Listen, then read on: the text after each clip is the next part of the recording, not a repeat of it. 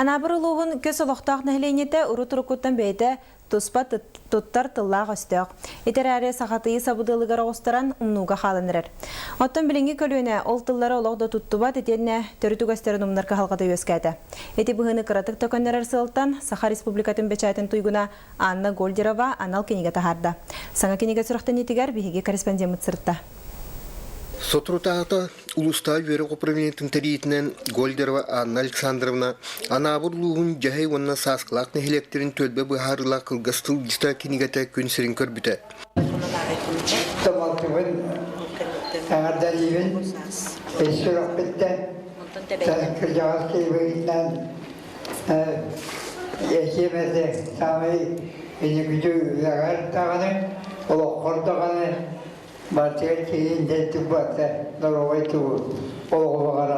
Гольдерова Анна Александровна анавроттыра қағыт главный редакторынан үлләбді улус бочотта қолықтағы Российской Федерация журналистерін союын чилені. Анна Александровна улусқа сақсырға бітбәк кейден суағы бұлы.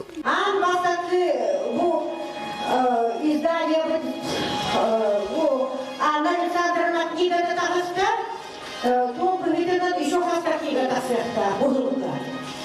Ол егер учуталар тұстарынан, оны учуталар статьялары, оны учуталар тұстына воспоминаниялары.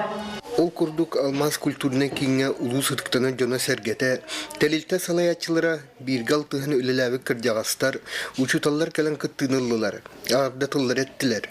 Юрилақ түгіні Попова Марьянисна иләр сағылан ұтты. Гаврил Толбонов, Алексей Просимов, Сақа телевидениеті анабы.